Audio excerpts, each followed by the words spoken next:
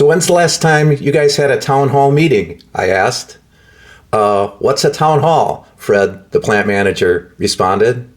We had a ton of work to do here, but wow, amazing opportunities for upside.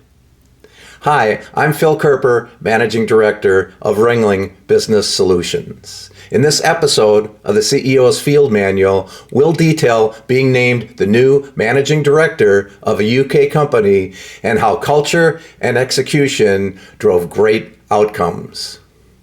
This is part 2 of a 2-part episode, so take a look at the previous posts on this channel for the complete backstory.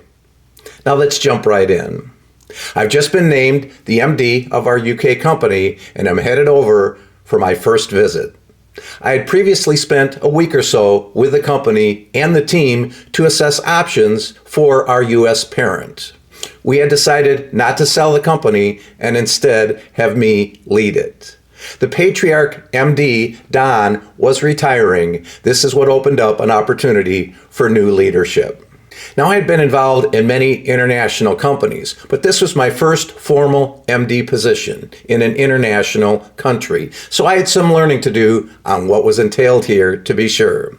This was a mid-market size business, and most of my career was in mid-market firms. So I was accustomed to the hands-on requirements and the focus needed for the careful allocation of very limited resources.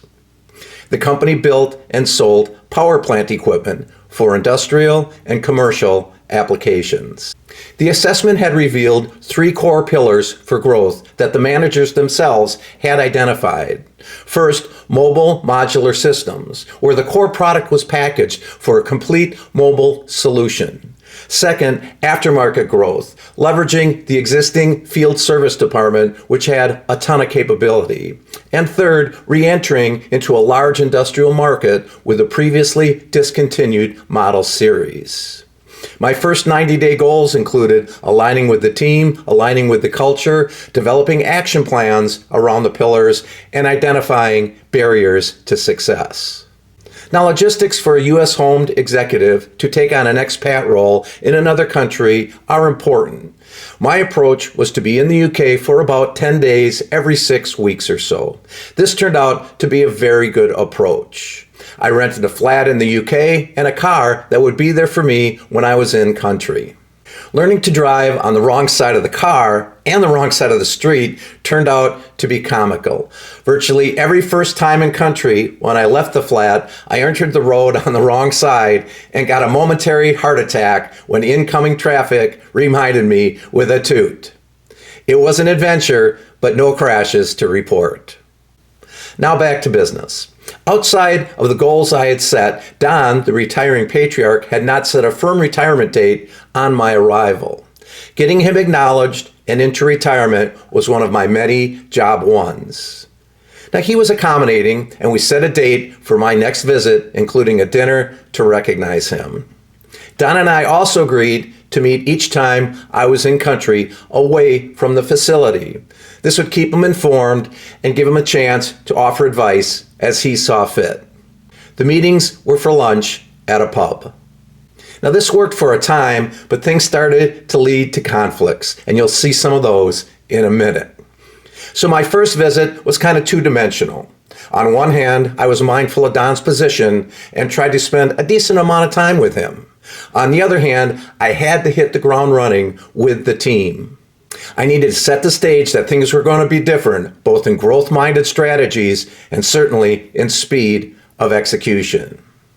Helpful was the UK team's viewpoint of the reputation of American executives like myself. They saw us as bulls in the china shop, so they expected me to be aggressive. And indeed, I do press for results, like we all do, and certainly for speed. But I also try to be collaborative. I'm very keen on executive development with teams that I serve, and I had embraced a servant-minded leadership approach over the years. This was very well received in the UK and very different from what they were used to. Things got interesting right out of the gate in our first planning meeting. We quickly aligned around the 3 pillars of growth: They were their ideas after all. Then I led a results-driven action planning process, and this was shock and awe, to say the least. These guys were used to nice sounding goals and pretty charts. Here I was insisting on hard results with milestones we would review weekly on the phone and then formally each visit. Some highlights of what I pressed for at the meeting. To add the sales manager, we need a specific list of prospects for the mobile systems, 12 minimum. Fred, the plant manager, we need to cut at least 30% out of parts and labor on these mobile systems. I got to see specifics. How will your team get that done? Sean, the service manager, you and Janet get together. We need to add 10 new service prospects each month and have contracts at a 50% close rate. Use the new CRM as the basis, and let's meet before I leave country to put details on the plan. Hitting 50% will require very good targeting. We can work on that together. Also, we have to add capacity to the service area. How much is the cost and time required for each new tech we add? Adding and deploying new techs needs to be a strength. Right now, honestly, it looks more like a hobby, guys, so we have work to do there. To Keith Roberts, the engineering manager who had designed the Roberts series, I said, to win with the Roberts model, Keith, we must use China as our core supplier. We both know this will be challenging, but the product can only be profitable if you embrace it. Are you ready to do that? I'm skeptical, he said. You should be, I replied. We have a ton of work to do to make this a success, but we can't win without it. We were off and running.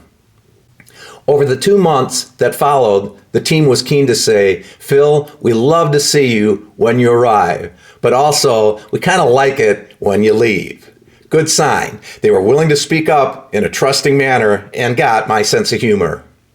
I was risking wearing them out, but they were also highly energized and wanted to prove they could grow and win after years of being told they could not. The second trip over, I asked for the town hall meeting. The only all-employee meeting they had ever had was at their Christmas party. Now, Fred, the plant manager, he would occasionally pull the plant workers together. We added a morning scrum for him right away to do this all the time. But they never had everyone from the office and the plant in a joint session. Surely not one with Q&A like I was going to have. It was amazing and fun. Many employees did not even know what others outside their departments did, so that was also an opportunity. Surprisingly, there were many questions from the factory workers at our first meeting. Most centered around the basics of the company. It was amazing how little the rank and file employees knew about the products, the markets, and the business. This led to opportunity to have the managers give answers related to their areas. It was great. One question asked is memorable. It said the UK and the US are two countries separated by a common language. Well, Carl was a factory worker born in Wales. Now, for the most part, the English accent is understandable for an American like me. Not so much if that person is born in Wales. Carl raised his hand and asked a question.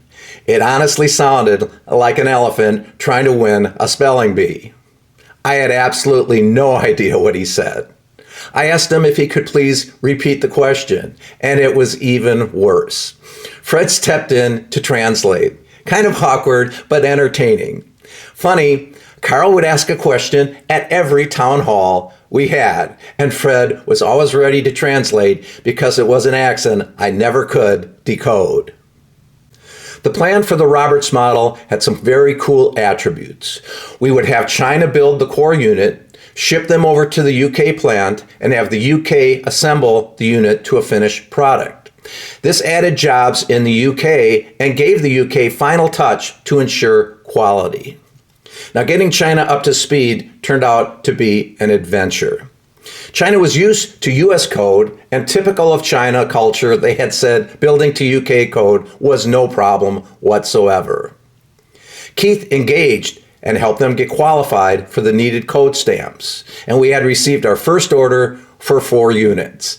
Game on. The first units arrived from China while I was in the UK. Keith stopped by my office and asked me to join him in the plant. The quality was absolutely terrible, and Keith was more than stressed. "Look at these weldments, Phil. They look like goose shit." "Bullocks," he mumbled as he walked around the unit. He had just spent months getting China set up, including a trip there, and now we had a major mess to clean up. We sent China pictures and had a call. They said they were sorry and offered to send us replacements, but that did not help our customer who was waiting on these units. After a few "I told you so's," the team got to work and reworked the units and satisfied the order. The next batch from China was better, but it took several rounds to get it right. Each shipment, rework was needed, but eventually the units showed up perfectly. The profitability of the Roberts model that year was not very good, and certainly not as forecasted. But we got back into the industrial market for the long haul. And the team deserves great credit here. Keith was correct, China would be hard, but in the end, they muscled through it to a great win. I'll never forget the look on Keith's face when the first mess of a unit showed up, though. A combination of anger and resolve. Another great sign. A lesson on new international supply chains that I'm sure you've learned, especially for complex designs. It takes time to get it right. We owned the China company, and still it took months and multiple reworks on incoming sub-assemblies. But we stuck with it, and ultimately we're in business. Don, though, was getting more and more antagonistic towards the team and towards me. He thought we were wasting time and money on crazy initiatives that would not work. Our pub meetings were getting toxic, and I was starting to avoid them, probably a mistake. Don asked Brian, the chairman, if he could attend a board meeting where I was presenting an update. If you missed the previous episode, Don was a cousin of the founder of the U.S. parent. He was therefore considered family. At the board meeting, I presented the update, and as you can see from the story, there certainly were some challenges. But also, I was more convinced than ever we are headed to a very good place. Don pounced on the challenges. U.S. aggressive leadership is not working in the UK, he said. We're throwing good money after bad, and although I respect Phil, he is failing, and he just doesn't know it yet. Pretty harsh words, I thought. Now, I'm not one to be afraid of some conflict, but in this case, I killed him with calm kindness. Don makes some good points, and he is correct, we have had some setbacks, I said. I looked at Brian, the chairman, and said, "Brian, how about this? Let's have you come over on my next visit, meet the team, see what we're doing, and then we can have a conversation on the best path forward." Brian freed up to visit a month or so later, and the team sold themselves. They were completely committed and passionate about what they were doing. Brian had visited the UK company many times. He had never been so impressed. Within 2 years, the UK company, on a percentage basis, was our top performing company in both revenue growth and bottom line profits as a percentage of sales. It was to the point I needed to wind down this MD role, so we tapped Jason, an up-and-coming senior manager in the US, to take on the UK leadership role. The UK MD role became a great growth path for future leaders in the US for years to come. Jason joined me on a visit, and we introduced him as the next MD. I held my own, but honestly, this was more emotional than expected. We had come through so much with this team. Stiff upper lip, as they say, but we all knew we'd miss the times. Having ongoing U.S. leadership not only kept the two companies connected, but also gave a great development reward for our new leaders. Some takeaways. First, cultural differences can be strengths, not obstacles. The UK team's precision, loyalty, and pride ultimately drove the results, but US-style leadership certainly helped release their potential. Secondly, when you know you're on the right path, stay the course. The Roberts model setbacks, Don's opposition, the China quality issues, none of it changed the fundamental direction because the strategy was sound. And finally, invite your stakeholders in rather than defending against them. Don's board attack was best answered not by an argument, but by letting Brian see the team for himself. The UK team would always be proud that they were now leading the way in growing the company. Their pride and their growth, that's the ultimate payoff though. Thanks for tuning into this episode of the CEO's Field Manual. In the next episode, we'll cover how a terrible recall in our flagship product led to amazing innovation. We'll see you then. Thanks everybody. Please subscribe and we'll see you at a future video.